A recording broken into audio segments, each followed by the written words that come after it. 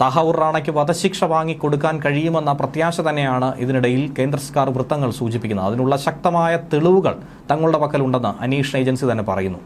കൈമാറ്റ ഉടമ്പടിയിൽ വധശിക്ഷ പാടില്ല എന്ന വ്യവസ്ഥ ഒന്നും തന്നെ ഇല്ല എന്നാണ് ഉന്നത വൃത്തങ്ങൾ പറയുന്നത്. താൻ കൊല്ലപ്പെടുമെന്നാണ് തഹവൂർ റാണ അപേക്ഷിച്ചത് അമേരിക്കൻ കോടതിയോട്. എന്നാൽ അതൊക്കെ തന്നെ അമേരിക്കൻ കോടതി തള്ളിക്കളയുകയും അങ്ങനെ പ്രധാനപ്പെട്ട വ്യവസ്ഥകളൊന്നും തന്നെ വെക്കാതെയാണ് കൈമാറ്റ ഉടമ്പടി സാധ്യമായിരിക്കുന്നത്.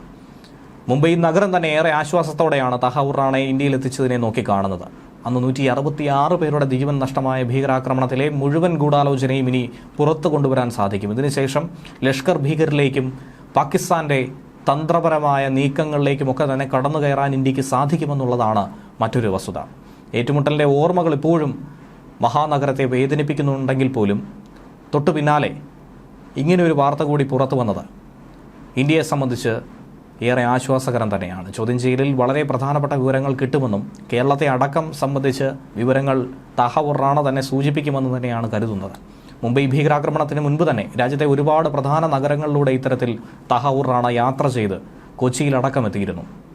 2008 നവംബർ 26 രാജ്യത്തെ നടുക്കിയ മുംബൈ ഭീകരാക്രമണം ഉണ്ടായത്. അതിന് കൃത്യം 10 ദിവസം മുൻപ് തഹവൂർ റാണ കൊച്ചിയിലും എത്തിയിരുന്നു. 2008 നവംബർ 16 തൊട്ടടുത്ത ദിവസം, അതായത് നവംബർ 17 കൊച്ചിയിൽ നിന്ന് മടങ്ങി. കൊച്ചിയിലെത്തിയ റാണ ആരെയൊക്കെ കണ്ടു, എവിടെയൊക്കെ പോയി, എവിടെ നിന്നു, ഇങ്ങനെയൊക്കെയുള്ള നിരവധി കാര്യങ്ങൾ ഇനി അന്വേഷിച്ചറിയേണ്ടതായിട്ടുണ്ട്. മുംബൈ ഭീകരാക്രമണത്തിന് ദിവസങ്ങൾക്ക് മുൻപ് എന്തിനാണ് ഇയാൾ കൊച്ചിയിലെത്തിയത്? ഈ ഉത്തരമൊക്കെ ഇന്ത്യക്ക് അറിയാനായി താല്പര്യമുണ്ട്. മലയാളികളും വളരെ ആകാംക്ഷയോടുകൂടി ആ വിവരങ്ങൾ അറിയാനും അതിന് പിന്നാലെ ഗൂഢാലോചന പുറത്തു കൊണ്ടുവരുമെന്നുള്ള ആവശ്യവും ഉന്നയിച്ചുകൊണ്ടിരിക്കുകയാണ്. ഇന്ത്യയുടെ സാമ്പത്തിക തലസ്ഥാനമായ മുംബൈയെ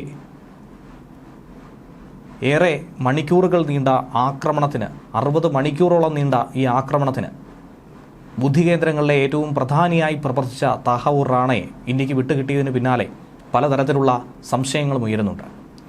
ഇതുകൂടാതെ മറ്റ് പല ആക്രമണങ്ങളും തഹവൂർ റാണ അടക്കം ഇന്ത്യയിൽ ആസൂത്രണം ചെയ്തിരുന്നുവെന്ന് തന്നെയാണ് കരുതുന്നത്. ഡേവിഡ് കോൾമാൻ ഹെഡ്ലി എന്ന മുഖ്യ ആസൂത്രകന്മാരിൽ ഒരാളായിട്ടുള്ള ഭീകരൻ്റെ അടുത്ത അനുയായി കൂടിയാണ് ഇയാൾ.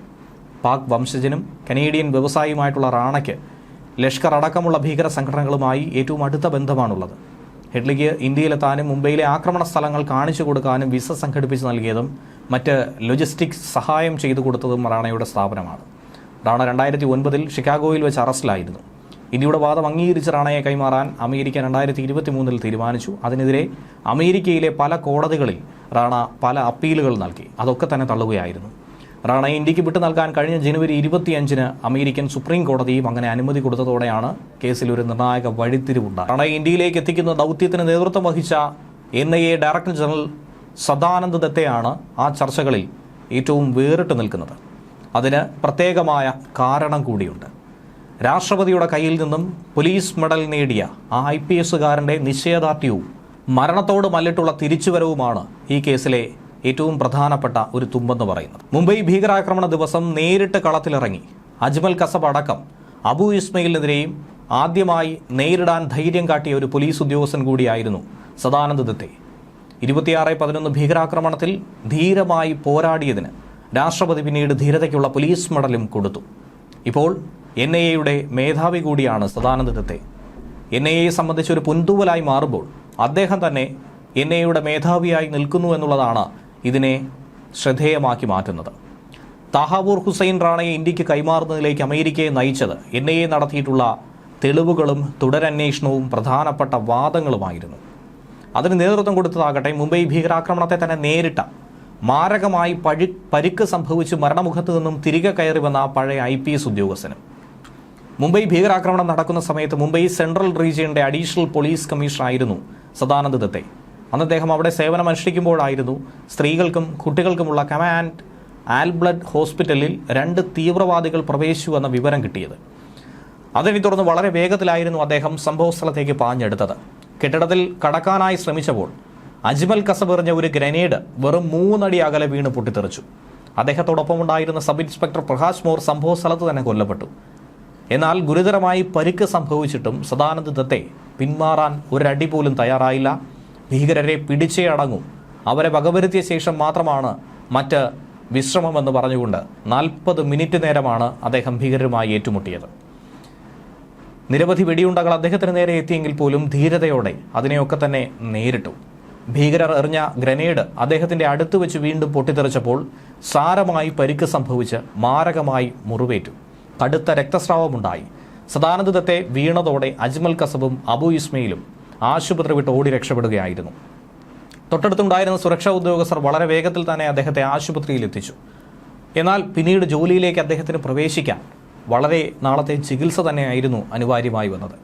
എന്നിട്ട് പോലും അദ്ദേഹത്തിൻ്റെ ആ നിശ്ചയദാർഢ്യവും തന്നെ വേദനിപ്പിച്ചവരും തന്നെ നാടിനെ വേദനിപ്പിച്ചവരോടുമുള്ള വൈരാഗ്യവും ആ ഒരു പ്രതികാര ബുദ്ധിയും തന്നെയായിരുന്നു ഇപ്പോൾ താഹവൂർ റാണയെ ഇന്ത്യയിലെത്തിച്ചതിന് പിന്നിലെ പ്രധാനപ്പെട്ട നീക്കമെന്ന് പറയുന്നത്.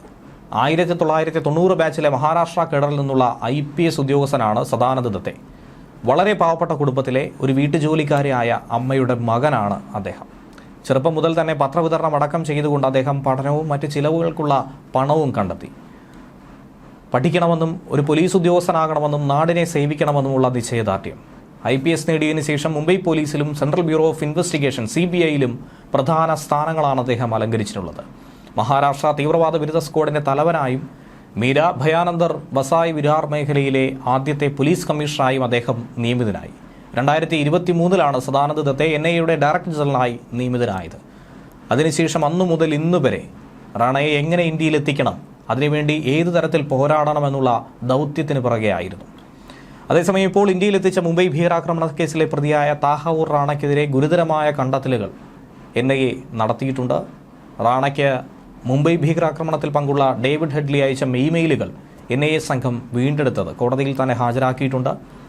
കനത്ത തെളിവുകൾ തന്നെയാണ് സമർപ്പിച്ചിരിക്കുന്നത്. ഭീകരാക്രമണ പദ്ധതി സൂചിപ്പിക്കുന്ന ഇമെയിലുകളാണ് കോടതിയിൽ എത്തിയിരിക്കുന്നത്.